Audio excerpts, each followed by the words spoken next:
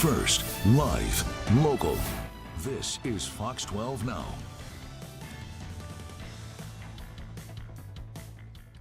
And welcome back to Fox 12 Now. I'm Greg Nibbler. What you are reading on your screen is correct. Yes, Cypress Hill, you know them. You definitely know Cypress Hill in some way, shape, or form. Insane in the membrane, insane in the brain. And they are teaming up with the Oregon Symphony for a show tomorrow night. Depending on when you're watching this, that's Wednesday, October 18th.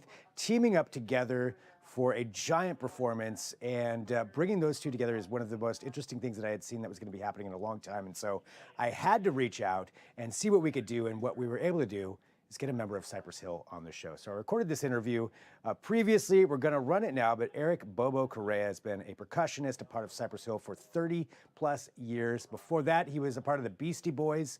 So a pretty storied musical career. I was able to talk to him for just a little while, just about his career, about this team up, about how it all happened. And I'm going to give you a hint. The Simpsons are involved in this interview, so you'll have to watch to find out that part of it. But let's just go right to it. Here's Eric Bubo Correa right here on Fox 12 Now. I'm excited to talk about everything that's going on here with Cypress Hill and the Oregon Symphony, and just all that that's about. But before we get into that, I wanted to talk to you just about your career, because it is so amazing. And I think even just starting off here with you being with Cypress Hill, and correct me if I'm wrong, but has it been 30 years that you've been with the group? It has been 30 years, exactly. Yeah, it's crazy how it's all come about and how time has flown. You know what I mean? I guess they say time flies when you're having fun. Well, it definitely has flown.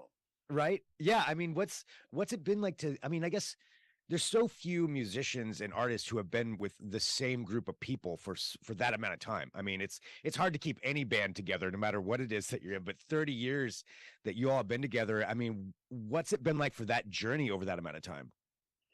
It's been an incredible journey because, of course, like anything else, you have your ups and downs, but it's not how you start, it's how you finish. And I think, we've been able to get this brotherhood and this sense of family together, because like we're on the road so much, we're away from our immediate families. It's just us. It would suck to not get along and have to do all this stuff and be around each other. So I mean, for us to be able to still be doing it at this level and still enjoy it and still enjoy being around each other and making music, it's great, because that's the ultimate goal. I think any band, no matter what, they never see it like ending or them breaking up. They always want to go and just last for as long as it can. So to be able to say we have 30 years is that's a big accomplishment. It is. I mean, and just thinking about the changes in the music industry over that amount of time. I mean, you were there pre-internet, pre-social media, pre all of that, pre-MP3s really, and to still, go through all of that and some of those different changes. Like, what are some of the things that you've liked the most about some of those changes, and maybe some of the things you've liked the least? Because it's a lot different, I would seem. What I do like is the fact of the accessibility of the music to people, that the only time that you would get exposed to a different genre of music is if you went to a friend's house to hear it, or you got it yourself, you knew about it. It's not that you had it in your collection, but you can actually, with just a couple of taps, you can get any genre you want. You can really discover music just like in an instant. And I think that that's great. I think the downside is just how the artists get compensated with streaming, because it's different. When they're buying your albums is one thing, and that was given up enough already. But then you get the streaming thing that you weren't really involved, the artist wasn't involved in those negotiations. So we had no say. So it's like whatever was whatever. And you know it's good and it's bad, but everything has to go and evolve and progress in some way. So I'll take it. Yeah. Yeah. I mean, that's true. The streaming side of things has got to be frustrating just from an artist standpoint in some way, because like you said, you have no part in it. It's just Right. boom, here you go. Here's what your Right. work is worth. Right, right, right. And of course, it's a great idea, to have it and it's available and people can hear your music at any point. But if you get like a million streams, you're expected to make a nice amount of money, but it doesn't seem to be like Yeah. Yeah. that. Right. Well, hopefully there can be some changes in that down the road on how that all works out. Yes, But sir. you did mention though, how you have different genres at your fingertips. And one thing that Cypress Hill really has done is, you've mixed around with different kinds of genres, different Yeah. music, the rock side of things. And I guess from that standpoint, before we get into the Oregon Symphony, what is it about music that makes you all want to do that, to try out these different things and throw things together like that? It's great to be able to have a core formula and then be able to take that core formula and dip it into other pools, so to speak. Um, Sometimes things work better than others, but that's all the part of creativity is like to try different things and to keep creative because if you stay in the same box, nobody's going to want to hear that. They don't want to hear the same album, you know, 4 or 5 times in a row. They want to hear an evolution. No matter if they talk crap about it, say, oh, it's not as good as their old stuff. They kind of want to hear an evolution. So, for us, it's just we listen to all different types of music anyway on our off time, on our own, and whatever. So it's kind of natural for us to say, let's try to do something with this kind of flavor. Let's try to do something with this kind of flavor. And we try to keep it authentic because they are genres that we generally enjoy listening to. So it's not like, oh, we're just picking it because it's a trend. Right. Right. Just it's something that you're already experiencing, like, hey, maybe we can throw something like this in here. Exactly. And, if we don't know exactly how to do it, we know the people that we can ask to kind of guide us in a way so we can pull it off in a way it needs to be pulled off and not, fake the funk. Right. Yeah, I'm sure you've got the connections to Yeah. to reach out to some of those people. Um, well, I mean, I think one thing that would probably be surprising to people when they first saw this is talk about mixing two completely different genres, going with the Oregon Symphony, mixing Cypress Hill, which seems like that would be just completely polar opposite ends. And yet you brought it together here for this show. And I would love to know how the talks for this came about, how this was decided. Like, how did this happen? How is Cypress Hill performing with the Oregon Symphony?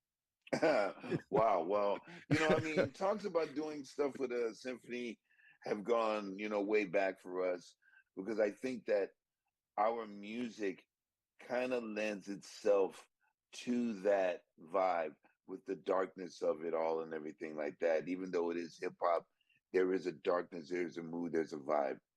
And with the Simpsons, episode back in the day, with the London Symphony Orchestra, that's really what, put the seed in. Like, oh man, that would be, a funny idea if it ever was to happen. And then in recent times, kind of discussing it and talking about it, like, wow, maybe we should try to do this. If we're gonna do London Symphony Orchestra, make that prophecy, a reality. Well, let's try it out. So we have tried it out a couple of times, and they went over well, better than what people expected. And we really said, we can do something with this. So let's see who else is kind of down to take this journey with us. And uh Oregon Symphony, man, they were down, and I'm really, really excited to what, they're gonna bring to the table. We have our conductor, Chris Dragon, who's gonna be conducting. It's gonna be a beautiful evening, and you're gonna hear some of these songs reimagined in ways that you never thought that you would ever hear them, but it still has that punch. It's still Cypress Hill. That's amazing. I love the fact that, from a Simpsons thing to making this a reality, and performing like this and bringing those two worlds together. So for even just rehearsal, for practicing for something like this? Have you been in Portland? Did you guys come up to Portland and practice with the Oregon Symphony, or do you practice separately? I don't know if that's something you can talk about or not, but we're gonna get together with them and actually have a couple of rehearsals with them. But we've been preparing, they've been preparing, so making sure that we all have our parts together, and then we'll, bring it all together for rehearsal, and then bada bing, ready for the show. nice. Yeah, I mean, we're talking about everybody involved is world-class musicians, Cypress Hill and the Symphony, so that makes sense. So for coming to Portland, and I got to ask, what's Cypress Hill's reception in Portland been like when you come here? We've always had a great time, coming out there to Portland and in Oregon in general. You know, we've always been received well throughout the years. You know, Portland has always been, great for us. There's, good greenery there, but it's always been a good time. And I think coming to Portland and showing this side of it is going to be something really, really cool, because not everybody is getting a chance to see this live, and we're not doing every single symphony orchestra, so you guys are going to be seeing something pretty special. Yeah, it's going to be absolutely incredible. One more question: is there anything, when you come to Portland, is there anything that you like to do when you're here? Is there any particular place you like to go? Kind of thinking about it, I want to really see more of what Portland has to offer. Usually when we go, we're in a hotel, do the gig, and then we're out. Don't really get a chance to really like chill out. But I think that we're gonna have a little bit of time to just kick it. So if there are any recommendations you can tell me, feel free. Let me know. We'll be down.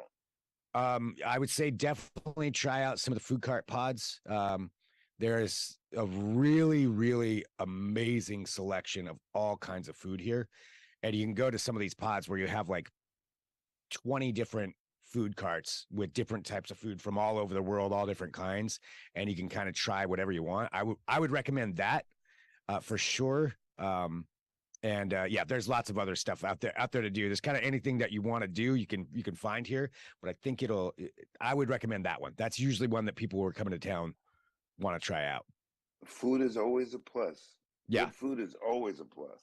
Yeah, definitely. Well, Eric, and I don't want to take up too much of your time, because I just appreciate you, being here to talk. I guess the one other thing I was going to ask, just on a musical side of thing, is there something out there, right now with music constantly changing, and since we're talking about genres and different stuff like that, is there something newer that you're listening to right now that you're really enjoying? I'm as far as on the hip hop side, I am liking some of the artists like, Big X the Plug and that Mexican OT.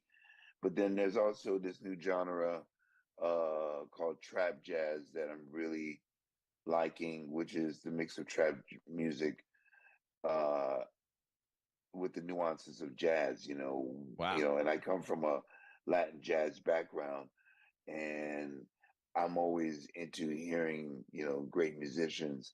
And the fact that you have some younger musicians that are trying to put these two genres together is great. So it's really interesting. So music right now is that there's so much stuff out there. There's, it's limitless. You'll find something that you'll enjoy. So for me, that's what I'm digging right now.